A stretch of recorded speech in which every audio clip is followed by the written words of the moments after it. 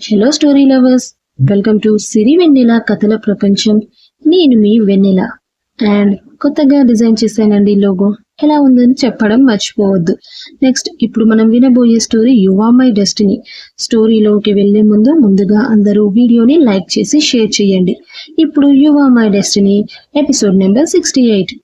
అద్వి చేతులని పైకి ఎత్తడంతోనే ఆకాశంలో మెరవాల్సిన సన్నని నెలవంక సడన్ గా కళ్ళ ముందు ప్రత్యక్షమవడంతో ఇందాక ఏర్పడిన దాహానికి, ఆరిపోతున్న గొంతు దాహాన్ని తీర్చడానికి గుటకలు మింగుతూ డార్లింగ్ అన్నాడు. కానీ ఆ వాయిస్ బయటకే రాలేదు పాపం. వద్దంటున్న కళ్ళు వాటికవే వాటి ప్రయాణాన్ని మరల్చుకుంటుంటే మనసు ఆగనంటూ గోల పెట్టడం మొదలు పెట్టింది రానాలో. తడి ఆరుతున్న గొంతు దాహాన్ని తీర్చమని బాడీ పార్ట్స్ తనతో యుద్ధానికి దిగుతుంటే అతని దాహాన్ని తీర్చడానికి అన్నట్టు ఆమె నాభి అందాలు దర్శనమిచ్చి అతనికి దారిని చూపించడంతో రానా పరిస్థితి మరింత అధ్వానంగా తయారయ్యింది పాపం. ఇప్పుడు పోయి దాన్ని పట్టుకుంటే కొడుతుందేమో అని గుబులు గుండెల్లో ట్రైన్ కన్నా స్పీడ్ గా ట్రైనింగ్ ఇస్తూ ఉంటే, పట్టుకోకపోతే మా సత్తా ఏంటో మరోసారి చూపిస్తామని మూకుమ్మిడిగా సవాల్ చేశాయి బాడీ పార్ట్స్. హోరాహోరీగా జరిగిన యుద్ధంలో చివరాఖరికి మనసే గెలిచి గుబులు గూబ పగిలేలా ఒక్కటి ఇచ్చి రాణకి విజయీభవ చెప్పి సాగనంపై సగౌరవంగా. మనసుగాడు చెప్పిన సక్సెస్ మంత్రాతో అద్వి దగ్గరికి వెళ్లి సక్సెస్ఫుల్ గా నెలవంకలా ఊరిస్తున్న నడుము చుట్టూ చేతులు బిగించాడు రానాబాబు. సడన్ గా వచ్చి అల్లుకున్న చేతుల స్పర్శకి గిర్రున వెనక్కి తిరిగి యు ఇడియట్ అంటూ అందుబాటులో ఉన్న రానా ఛాతీ మీద దబ్బని బాధేసింది అద్విక. ఆచ్ డార్లింగ్, ఏంటి ఇది ఇలా కొట్టావు అన్నాడు దెబ్బ బాగా స్ట్రాంగ్ గా ఉండడంతో మంట పుడుతున్న చోట రుద్దుకుంటూ. మరెందుకు నువ్వు ఇలా వచ్చి సడన్ గా నన్ను పట్టుకున్నావు? అది నా నడుము మీద చెయ్యేస్తావా అంది ఉరిమి చూస్తూ అద్విక. డార్లింగ్, అది మరి నెలవంకలా వంపు తిరిగి ఇందాకటి నుంచి నన్ను పట్టుకోమని తెగ సవాల్ చేస్తుంది, అందుకే అంటూ సంజాయిషి చెప్తున్న రానాకి నోర్ముయ్, నోరు తెరిస్తే బూతులే, చిచ్చి సిగ్గులేదు నీకు అని తిట్టింది అద్విక. ఇప్పుడు నేనెక్కడ బూతులు మాట్లాడాని అన్నాడు రానా. మొయ్, మూసై, ఆ మూసీ నదిని ముందు మూసై, పోయి ఫ్రెష్ అవుపో. నీతో కలిసి ఉంటున్నాను కదా అని ఈ మధ్య చాలా అడ్వాంటేజ్ తీసుకుంటున్నట్టున్నావు. నేనేది మర్చిపోలేదు, నువ్వెలాంటి వాడివో మరవలేదు. నీ వల్ల మానసికంగా నేనెంత బాధపడ్డానో అది కూడా మర్చిపోలేదు. నీతో నేనెప్పటికీ కలిసి ఉండను అనే మాట అద్వి మాట నోట్లోంచి పూర్తిగా బయటకు రాకముందే ఫోర్స్ గా ఆమె పెదాలని అందుకున్నాడు రానా. ఆమె మాటలకు అతని మనసు పడుతున్న ఆవేదన, ఆమె పెడుతున్న దూరం వల్ల అతను పడుతున్న నరకయాతన మొత్తం అంతా ఆ ఒక్క ముద్దులోనే తెలిపేలా చాలా అంటే చాలా డీప్ కిస్ చేస్తున్నాడు రానా. రానా పెట్టిన ముద్దుకు అద్వి ప్రతిఘటిస్తూ అతన్ని దూరం చెయ్యాలి అని ప్రయత్నిస్తుంటే రానా ఆమె ప్రయత్నాన్ని ఫెయిల్ చేస్తూ అంతకంతకు అద్విని మరింత దగ్గర చేసుకుంటూ నీరు చేరుతున్న తన కళ్ళల్లోకి చూస్తూ అతని ప్రేమని, బాధని ఆ కళ్ళ భాషతోనే ఆమెకు వివరిస్తూ ముద్దుని సున్నితంగా కొనసాగిస్తున్నాడు. 3 నిమిషాల వరకు అతని నుండి దూరం కావాలని ప్రయత్నించిన అద్వికి ఒక్కసారి అతని కళ్ళల్లోకి చూడగానే ఆ కళ్ళు తనకు చెప్తున్న భాషలను ఆమె మనసు గుర్తించిందేమో. 4వ నిమిషం ఆమె చేతులు అతన్ని దూరం చేయడం ఆపేశాయి. 5వ నిమిషంలో ఆమెకి ఊపిరి భారంగా మారి అతని షర్ట్ ని తన చేతుల్లో పట్టుకుని శ్వాస కోసం భారంగా ప్రయత్నిస్తుంటే రానా ఊపిరిని తన ఊపిరిగా మారుస్తూ తామిద్దరి ప్రాణం ఒకటే అని చెప్పకనే చెప్తున్నాడు ఆ ఒక్క ముద్దుతోనే రానా. 7వ నిమిషంకి ఆమెకి శ్వాస మరింత భారం అవగా తన చేతుల్లో నలుగుతున్న అతని షర్ట్ వదిలి అతని షోల్డర్ మీద 2 వైపులా చేతులు పెట్టి గోర్లని కసిగా దింపేసింది రానా బాడీలో. శరీరానికి మంట పుడుతున్నా కానీ మనసు పడుతున్న వేదన ముందు ఆ మంట తేలిపోగా ఆమె చేస్తున్న గాయాలు కూడా అతని నుండి ఆమెని దూరం చేయలేకపోయాయి. 8వ నిమిషానికి అద్విలో శ్వాస భారం అధికమవగా పూర్తిగా అతనికి గివప్ ఇచ్చేసి స్పృహ కోల్పోబోతున్న వేళ అద్వి పెదాలను వదిలిపెట్టాడు రానా. అతను పెదవులు విడవగానే గుండెల మీద చేతిని ఉంచుకొని భారంగా ఊపిరి తీసుకుంటున్న అద్వికని చూసి బెడ్ దగ్గరికి వెళ్లి టేబుల్ మీద ఉన్న వాటర్ బాటిల్ తీసుకొచ్చి ఆమె చేతికి ఇచ్చాడు రానా. మరుక్షణంలో చటుక్కున బాటిల్ అందుకుని గబగబా వాటర్ తాగేసింది అద్విక. స్పీడ్ గా కొట్టుకుంటున్న గుండె 5 నిమిషాలకు నెమ్మదించగా తలెత్తి రానాను చూసి కోపంగా అతని చెంప మీద స్లాప్ ఇచ్చి, ఏంటిది రానా, ఊపిరాడకుండా చేసి చంపేద్దామని అనుకుంటున్నావా నన్ను? అంది అద్విక ఆవేశంగా. రానా తను కొట్టిన దెబ్బ గురించి పట్టించుకోకుండా, ఇప్పుడు నీకెలా అనిపించింది అద్విక? ఊపిరి ఆగిపోతుందేమో అనిపించింది కదా, ప్రాణం పోతుందేమో అనిపించింది కదా? సేమ్ ఫీలింగ్ నాకు కూడా. నువ్వు నన్ను దూరం చేస్తున్న ప్రతిసారి సేమ్ ఫీలింగ్ నాకు కూడా. నువ్వు నన్ను వదిలేసి వెళ్తాను అన్న ప్రతిసారి సేమ్ ఫీలింగ్ నాకు కూడా. నీ కళ్ళల్లో నా పట్ల అసహ్యం కనిపిస్తున్న ప్రతిసారి అది నీకెలా చెప్పాలో నాకు తెలియట్లేదు అద్విక. నువ్వు దూరం అవుతావేమో అన్న ఊహే నన్ను ఊపిరి కూడా తీసుకోనివ్వకుండా ఉక్కిరి బిక్కిరి చేస్తుంది. నిజం అద్వి, నేను బలవంతంగా నీ జీవితంలోకి వచ్చాను. నేను ఊహించని పరిస్థితుల్లో అనుకోకుండా నా జీవితంలోకి వచ్చిన నువ్వు ఎప్పుడు నా మనసులోకి వచ్చేసావో నాకే తెలియలేదు. ప్రేమంటేనే నమ్మకం లేని నాకు నీ ప్రేమే ఊపిరిగా మారిపోతుందని నాకు ఇన్నాళ్ళు తెలియనే లేదు.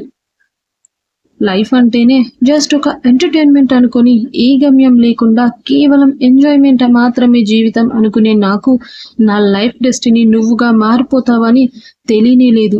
నిజమైన నా సంతోషం నువ్వని, నా చివరి మజిలీ నీతోనే అని ఇన్నాళ్ళు తెలియలేదు. ఎప్పుడైతే నీపై పెంచుకున్న ప్రేమను నా మనసు గుర్తించిందో అప్పటి నుండి నా లైఫ్ స్టైల్ కంప్లీట్ గా మారిపోయింది. కానీ నాలో మొదలైన ఆ మార్పుని ఇన్ని రోజులు నేనే గుర్తించలేకపోయాను. ఇన్నాళ్ళు నేను చేసింది తప్పని తెలిసినా కూడా నీకు సారీ చెప్పడానికి నాకున్న ఈగో అడ్డొచ్చింది. నువ్వు నాతో తాళి కట్టించుకోను అన్నప్పుడు నీకెంత పొగరు అనుకున్నాను. కానీ నా ఇంట్లో నా కూతురికి తల్లిగా ఉంటూ కూడా నా చేతులతో తాళి కట్టించుకోను అని చెప్పినప్పుడు నేను భర్తగా ఫెయిల్ అయ్యానేమో అని మొదటిసారి అనిపించింది నాకు. ఎప్పుడైతే నిన్ను ప్యారిస్ లో ఆ పరిస్థితుల్లో చూశానో అప్పుడే నాకు అర్థమైపోయింది, నా వల్ల నేను చేసిన గాయాల వల్ల నువ్వెంత మానసిక క్షోభకు గురయ్యావో అని. అదంతా దగ్గరుండి చూసి కూడా నా తప్పుకి క్షమాపణ కోరకపోతే నేను నీకు భర్తగానే కాదు ఒక మనిషిగా కూడా ఫెయిల్ అయినట్టే అంటూ మోకాళ్ళ మీద కూర్చొని, I'm sorry Advi, I'm really very sorry. నేను చేసిన తప్పుకు, నువ్వు పడిన అవమానాలకు, చెల్లించిన మూల్యానికి ఈ సారీ అన్న పదం చాలా చిన్నదేమో, కానీ అంతకు మించి క్షమాపణలు చెప్పేందుకు పెద్ద పదమే లేదు. కానీ ఒక్కటి మాత్రం ఖచ్చితంగా చెప్తాను, నువ్వు అనుభవించిన బాధల్లో ఏ ఒక్కటి మళ్ళీ నా ప్రాణం ఉన్నంత వరకు నీ వైపుకు కూడా రానియకుండా జాగ్రత్తగా చూసుకుంటాను. నన్ను నమ్ము Advi, please. I love you so much రా. ఇక నుండి you are my angel, are my only love. You are my life, you are my destiny. Please accept my love, please accept my sorry, please accept me అంటూ అద్విక చేతులు పట్టుకొని emotional గా చెప్పాడు రానా. అతని మదిలోని భావాలన్నింటికీ అక్షరాలుగా మార్చి అద్విక ముందు తన మనసు విప్పి ఆమె మీద ఉన్న ప్రేమను పరిచి చెప్తుంటే ఆ క్షణం అద్విక మనసు మూగబోయింది. ఇదే కదా తను ఇన్నాళ్ళుగా కోరుకునేది, ఇదే కదా ఈ ఆడపిల్ల అయినా తన జీవితంలోకి వచ్చేవారి జీవిత భాగస్వామి నుండి కోరుకునేది. రానా మనసులో తన మీదున్న ప్రేమను చెప్తుంటే అద్వికి మాటలు కరువయ్యాయి. ఆనందంతో గుండె కూడా బరువెక్కింది. తన మనసులో రానా పైన ఎప్పటి నుండో పెంచుకున్న ప్రేమ, ఆమెకి అతను అందడి చందమామే అని బలవంతంగా అణిచిపెట్టిన ప్రేమ, మొదటి చూపులోనే అతనిపై కలిగిన ఇష్టం, ఆమె ఫేవరెట్ యాక్టర్ గా తన మనసులో మొదలైన తొలి ప్రేమ అతను. కానీ అతని వ్యక్తిత్వం నచ్చక ఆమె మనసులోని భావాల్ని మొగ్గ దశలోనే తుంచేసిన ప్రేమ అది. ఇప్పుడు తను కోరుకున్న రూపంలో, కోరుకున్న స్థానంలో ఆమె మనసు కోరుకునే వ్యక్తి నోట్లోంచి ఆమె మాటలు, ఎప్పటి నుండో వినాలనుకునే మాటలు వింటుంటే తన కళ్ళల్లోంచి కట్టలేని ఒక ప్రవాహమే బయటకి ఉబికి వస్తుంది. గుండెల్లో ఉవ్వొత్తిన ఎగిసిపడుతున్న ప్రేమాలలకి శరీరం కంపించడం మొదలైంది. Literally she was shivering. ఆమె కళ్ళల్లో కారిపోతున్న కన్నీటి ప్రవాహానికి అర్థం మరోలా అనుకొని తనకి ఇష్టం లేదేమో, ఇదంతా అనుకున్నాడు రానా. తను కోరుకున్న ప్రేమ అతనికి ఎప్పుడు ఇక దక్కదేమో అనుకున్న అతను ఇక ఎప్పటికీ అతనికి ఆమెపై నమ్మకం రాదేమో అనుకున్నాడు. మళ్ళీ మళ్ళీ అడుగుతూ ఇక అద్విని ఇబ్బంది పెట్టడం అతనికెందుకో ఆ క్షణం ఇక నచ్చలేదు. అతను పట్టుకున్న చేతిని వదిలేశాడు. Sorry Advika, I'm really very very sorry. కేవలం నా ఇష్టాల్ని మాత్రమే చెప్తూ బలవంతంగా నీ మీద రుద్దాలనుకున్నాను. ఇంకెప్పుడు నిన్ను ఈ విషయంలో ఇబ్బంది పెట్టను. ప్లీజ్ డోంట్ బీ పానిక్ అంటూ చెప్పి ఆమెని తీసుకెళ్లి బెడ్ మీద కూర్చోబెట్టి వాటర్ బాటిల్ చేతికి అందిస్తూ, నీ ఇష్టానికి ఇక్కడ ఏదీ వ్యతిరేకం కాదు. నువ్వు ఎలాంటి నిర్ణయం తీసుకున్నా నాకు ఓకే. నా వల్ల కోల్పోయిన ఆనందాల్ని నేనే నీకు అందిస్తాను. అది నేనైనా కావచ్చు, లేక నువ్వు కోరుకునే మరే అంటున్న అతని గొంతు గద్గదమయ్యింది. ఇంకా ఆమె ముందు నిలబడలేక అక్కడి నుండి ఫాస్ట్ గా బయటకు వచ్చేశాడు. అతను బయటకు వెళ్ళాక చాలాసేపటి వరకు ఆమె నార్మల్ అవ్వలేకపోయింది. నార్మల్ అయ్యాక రానా మాటల్ని గుర్తు చేసుకుంటే తన మౌనం అతన్ని ఎంత బాధ పెట్టిందో అర్థమయ్యింది. మౌనంగా ఉండి తానెంత తప్పు చేశానో అని తలుచుకొని చా అని తల పట్టుకొని కూర్చుంది అద్విక. అసలు నేనెందుకు మౌనంగా ఉన్నాను? నేను కోరుకునే ప్రేమ నా రానా నుండి అపురూపమైన బహుమతిగా నాకందుతుంటే ఎందుకు నేను అది అందుకోలేకపోయాను? ఛా, అద్వి, ఎంత తప్పు చేశావి? అసలు ఎందుకే ఇప్పుడు నీకు కన్నీళ్లు వచ్చాయి అని తనను తాను తిట్టుకుంది అద్విక. కానీ అవి కన్నీళ్లు కాదు, కోరుకునే ప్రేమ చేరువయ్యే సమయంలో ఆనందంతో వచ్చే ఆనంద బాష్పాలు అని ఆ సమయంలో ఇద్దరికీ అర్థం కాలేదు. నా కన్నీళ్లు రానని ఎంత బాధపడ్డాడు. చ అనుకోగానే మనసంతా బాధగా మూలిగింది అద్వికకి. వెంటనే లేచి ఆ రూమ్ నుంచి బయటకు వచ్చింది రానా కోసం. కానీ ఆ ఫ్లోర్ లో రానా ఎక్కడా కనబడలేదు. కిందకు వెళ్దామనుకుంది. ఎందుకులే, ఇప్పుడు ఎలాగో వచ్చేస్తాడు కదా అనుకుంది. పైనుండే రైలింగ్ వరకు వచ్చి చూసింది. కింద హాల్లో రానా కనబడలేదు. ఎక్కడికి వెళ్ళుంటాడు అని ఆలోచించి కౌసల్య గారిని అడగాలి అనుకుంది. కానీ ఎందుకో ఆ టైంలో వాళ్ళని ఇబ్బంది పెట్టడం నచ్చలేదు తనకి. తన ఆలోచనని వెనక్కి తీసుకుని వెంటనే రూమ్ లోకి వచ్చేసింది. బాల్కనీలోకి వెళ్లి చూసింది అద్విక. బహుశా గార్డెన్ లో ఏమైనా ఉన్నాడేమో అని. ఎక్కడా అతని జాడే లేదు. నిరాశగా మళ్ళీ వెనక్కి రూమ్ లోకి వచ్చేసింది. బెడ్ ఎక్కేసి క్యూటీ పక్కన పడుకొని ఆలోచిస్తూ కూర్చుంది. అతని ప్రేమని ఎంత అందంగా చెప్పాడు. మరి నేను అనుకుని నేను కూడా నా ప్రేమను అంతే అందంగా చెప్పాలి అనుకుంది. ఆమె ప్రేమను అతనికి ఎలా తెలపాలో ప్లాన్ వేసుకుంటుంది. అలా ఆలోచనల్లో ఉండగానే ఎప్పుడు నిద్ర పట్టేసిందో తెలీదు. గాఢంగా నిద్రపోయింది అద్విక. అద్విక నీళ్ళని చూసిన రానా ఇక ఆమె అతని ప్రేమను నిరాకరించింది అనుకున్నాడు. ఎందుకో ఆ ఊహ కూడా అతని మనసుకి రంపపు కోతలా గురిచేసింది. ఎప్పుడూ లేనిది అతని కళ్ళు వర్షించడానికి సిద్ధమయ్యాయి. ఇంకొక క్షణం అక్కడ ఉండలేక వెంటనే అద్వి నుండి దూరం జరిగి బయటకు వచ్చేశాడు రూంలోంచి. అతని మనసు ఒంటరితనాన్ని కోరుకుంది. ఎవరితో మాట్లాడాలి అనిపించలేదు. ఎవరిని కలవాలి అని కూడా అనిపించలేదు.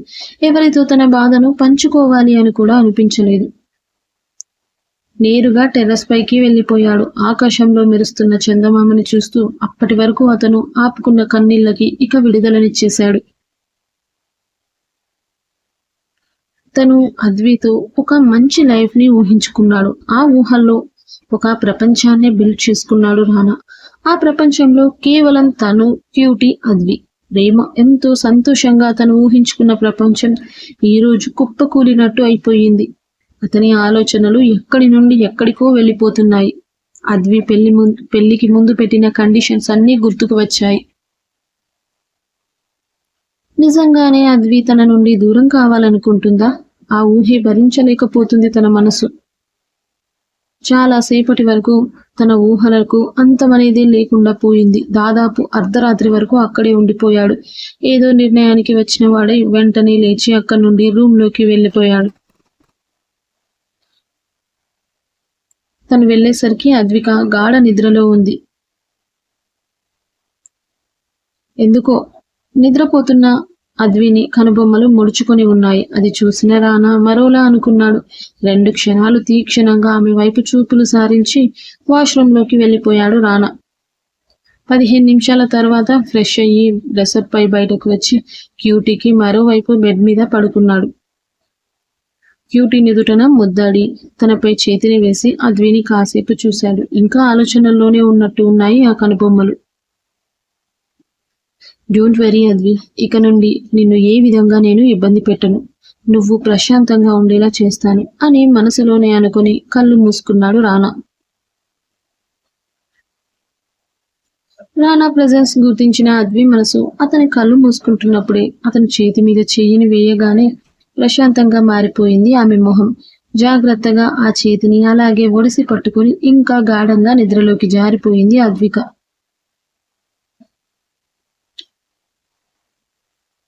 నెక్స్ట్ డే మార్నింగ్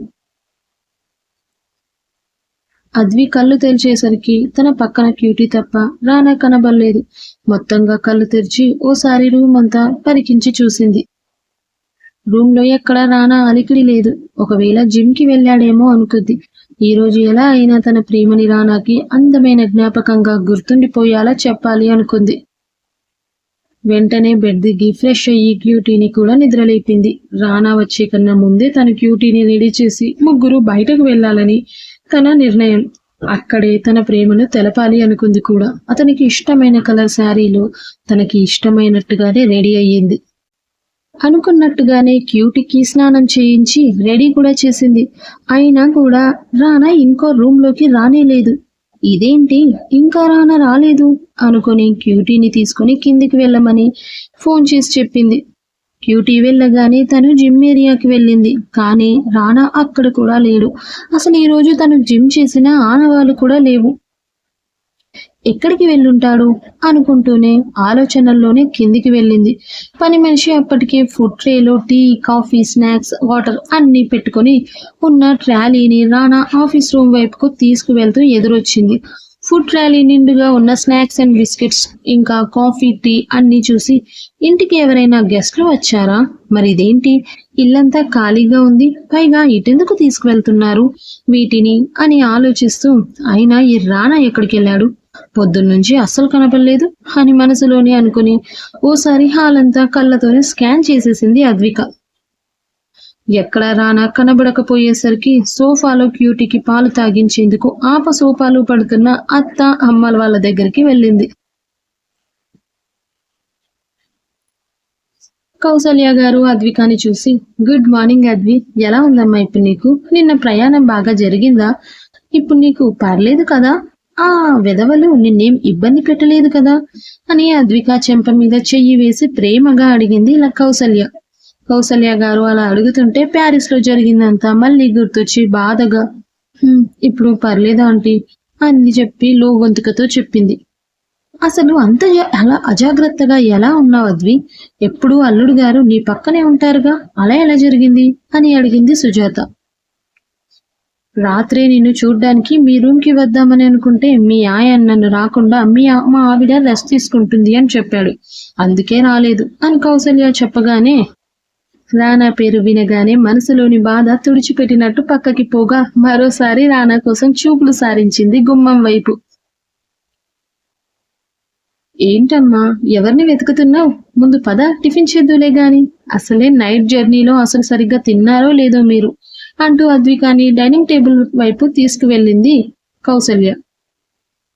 మీ మనవరాలికి మీరే పాలు తగ్గించుకోండి వదిన, ఇంకా నా వల్ల కాదు, నేను నా కోడలికి తినిపించుకుంటాను అని మూతి తిప్పుతూ అద్విని కూర్చోబెట్టి తానే స్వయంగా ఇడ్లీ ప్లేట్లో పెట్టింది కౌసల్య గారు.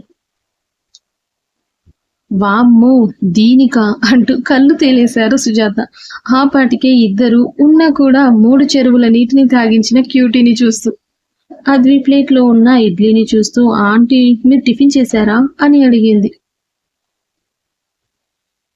హా అద్వి, నేను అమ్మ ఇంతకు ముందే తిన్నాంలే గాని నువ్వైతే ముందు తిను. అద్వికి రాత్రి నుండి రానాని ఎప్పుడెప్పుడు చూడాలా అని ఆత్రంగా ఎదురు చూస్తూ ఎప్పుడు తన ప్రేమని చెప్పాలా అని ఆశగా ఉంది. ఇప్పుడు టిఫిన్ కూడా అస్సలు తినాలనిపించట్లేదు. ప్లేట్లో గీతలు గీస్తూ ఆంటీ అంది మెల్లిగా. ఏంటమ్మా ఇడ్లీ వద్దా? వేరే ఏదైనా చేయించాలా అని అడిగింది కౌసల్య. ఆహాహా అది కాదంటీ. మరి రానా ఎక్కడా? పొద్దున్నుండి కనబడలేదు అని అడిగేసింది, ఇంకా ఎక్కువసేపు రానాని చూడకుండా ఉండలేక. హో, మీ ఆయన గారి గురించా ఈ బెంగంతా అని నవ్వుతూ అంది కౌసల్య. అద్వి సిగ్గుపడుతూ, అంటే అది ఆంటీ మార్నింగ్ నుండి కనబడలేదు కదా, అందుకే అడిగాను అని సిగ్గుపడుతూ చెప్పింది. సిగ్గుపడుతున్న అద్విని చూసి కౌసల్య మనసులో, హమ్మయ్య, ఇప్పుడు వీళ్ళిద్దరి మధ్యలో అంతా సరైపోయినట్టే అనుకుంటా అని సంతోషంగా దేవునికి కృతజ్ఞతలు చెప్పుకొని, రానా ఆఫీస్ రూమ్ లో ఉన్నాడమ్మా, ఏదో ప్రెస్ మీటింగ్ ఉందంట, అద్వి మీడియా వాళ్ళు వచ్చారు అని చెప్పింది కౌసల్య. ప్రెస్ మీటా? సడన్ గా ఇప్పుడు ఎందుకు ప్రెస్ మీటింగ్? మూవీ ప్రమోషనా, లేకపోతే ఇంకా ఏదైనా ఉందా అని ఆలోచనల్లో పడిన అద్వికాతో, అద్వి ఏం ఆలోచిస్తున్నావమ్మా, ముందైతే టిఫిన్ చెయ్యి అంది కౌసల్య. సరే ఆంటీ అంటూ ఇడ్లీ తుంచి నోట్లో పెట్టుకోబోతూ, ఆంటీ రానా టిఫిన్ చేశాడా అని అడిగింది. ఇంకా లేదు అద్వి, అడిగితే ఆఖరిగా లేదు అన్నాడు, నేను మీటింగ్ తర్వాత తింటాడేమో అని ఊరుకున్నాను అని చెప్పింది కౌసల్య. రానా తినలేదు అనేసరికి అద్వికి కూడా తినాలని అనిపించక ఇడ్లీని ప్లేట్లోనే పెట్టేస్తూ, ఆంటీ నేను కూడా తర్వాత తింటాను అని లేవబోతుంటే కౌసల్య గారు చిరుకోపంగా, అదేం కుదరదు అద్వి, ముందు నువ్వు తిను అంటూ మళ్ళీ కూర్చోబెట్టి గట్టిగా చెప్పగానే ఇక ఆవిడతో మరీ అలా అడిగించుకోవడం ఇష్టం లేక అలాగే కూర్చొని 2 ఇడ్లీలు తిని, ఇక చాలా ఆంటీ ప్లీజ్ అని లేచింది అద్విక. 20 నిమిషాల తర్వాత ప్రెస్ మీట్ జరుగుతున్న ప్లేస్లో రిపోర్టర్, సార్ మీ కొత్త మూవీ షూటింగ్ ఆల్మోస్ట్ డన్ అనుకుంటా అని అడిగాడు. రానా, ఆల్మోస్ట్ షూటింగ్ కంప్లీట్ అయింది, ఇంకా క్లైమాక్స్ కి సంబంధించిన సీన్స్ షూట్ చేయాల్సి ఉంది అని చెప్పాడు. రిపోర్టర్, అయితే మూవీ రిలీజ్ డేట్ అంతకు ముందు మీ టీం అనౌన్స్ చేసిన డేట్ కే ఉంటుందా, లేకపోతే పోస్ట్ పోన్ ఏమైనా అవుతుందా సార్ అని అడిగాడు. రానా, చెప్పాను కదా ఇంకా క్లైమాక్స్ పార్ట్ ఉందని, అయినా సినిమా షూటింగ్ గురించి, అందులో నా క్యారెక్టర్ గురించి మాత్రమే నేను చెప్పగలను, అంతేగాని రిలీజ్ డేట్ ప్రమోషన్స్ గురించి మీరు ప్రొడక్షన్ టీమ్ ని అడగాలి అన్నాడు రానా నవ్వుతూ. వెనక నుండి మరో రిపోర్టర్, సార్ ప్యారిస్ లో హీరోయిన్ రియా గారిని పోలీసులు అరెస్ట్ చేశారని న్యూస్ వచ్చింది కదా, అందులో నిజమెంత? నిజంగానే హీరోయిన్ రియాకి ఈ కిడ్నాప్ లో భాగం ఉందా అని అడిగాడు. రానా, అదంతా మీరు ఆల్రెడీ న్యూస్ లో విన్నారు, చూశారు, మీలాగే నేను కూడా. ఇక ఈ కిడ్నాప్ లో భాగం అంటే నాకైతే ఈ విషయాల గురించి ఏం తెలీదు, నెక్స్ట్ అన్నాడు రానా. రిపోర్టర్, అదేంటి సార్ అలా అంటారు, మీరు హీరోయిన్ రియా గారు లాంగ్ టైం రిలేషన్షిప్ లో ఉన్నారు కదా, అలాంటిది తన గురించి మీకు తెలియకుండా ఉంటుందా అని అడిగాడు. రానా కోపంగా, రిలేషన్? మీకు తెలుసా నేను రియా రిలేషన్ లో ఉన్నామని? అండ్ మీకు తెలుసు ఆల్రెడీ నేను మ్యారీడ్ అని. అన్నీ తెలిసి ఎలా అడుగుతారు మీరు? హ్యావ్ యు గాన్ మ్యాడ్ అనబోయిన రానా మాటను మధ్యలోనే ఆపేస్తూ అతని చెయ్యి పట్టుకుని ప్లస్ చేసి వదిలాడు రఘురాం గారు. దాంతో రానా కాస్త కూలయ్యాడు. రియాకి నాకు ఇంతకు ముందు రిలేషన్ ఉంది అని వచ్చిన మాటలన్నీ జస్ట్ గాసిప్స్ మాత్రమే. నాకు రియాకి ఎటువంటి రిలేషన్ లేదు, మా మధ్య ఉంది కేవలం జస్ట్ ఫ్రెండ్షిప్ మాత్రమే. కేవలం ఫ్రెండ్షిప్ లో ఉన్నంత మాత్రాన ఒకరి పర్సనల్ విషయాలు మరొకరి తెలియాలి అనే రూలేం లేదు కదా, సో ఇది కూడా అంతే అన్నాడు రానా. ఇంకా రియాకి ఈ కిడ్నాప్ కి సంబంధం ఉందా అంటే ఖచ్చితంగా ఉంది అని గాని లేదు అని గాని అయితే నేను చెప్పలేను అని కవర్ చేశాడు రానా. రిపోర్టర్, మరి మీకు ఏ గొడవతో ఏ సంబంధం లేనప్పుడు నిన్న అంత సీక్రెట్ గా ఎందుకు ఇంటికి వచ్చేశారు? అందరిలా ఎయిర్పోర్ట్ నుంచి డైరెక్ట్ గా బయటికి ఎందుకు రాలేదు? డైరెక్ట్ ఇంటికి ఎందుకు చాపర్లో స్పెషల్ గా ల్యాండ్ అయ్యారు అని అడిగారు. రానాకి కోపం వస్తుంటే పిడికిలి బిగించి కోపాన్ని దాచేసి, సి మిస్టర్, నేను ప్రొఫెషనల్ గా ఇండస్ట్రీలోనే ఉన్నా, మాకంటూ ఓ ప్రైవేట్ లైఫ్ ఉంటుంది, అందులో భాగమే నిన్న ఎమర్జెన్సీ చాపర్ ల్యాండింగ్. అయినా దీని గురించి ఎస్టర్డే మా డాడ్ క్లారిటీ ఇచ్చాక కూడా ఇంకా అదే విషయాన్ని రెట్టించి అడగడం ఇట్స్ నాట్ కరెక్ట్ అన్నాడు రానా కోపంగా. తర్వాత ఏం జరగబోతుందో తెలుసుకోవాలనుకుంటే వింటూనే ఉండండి.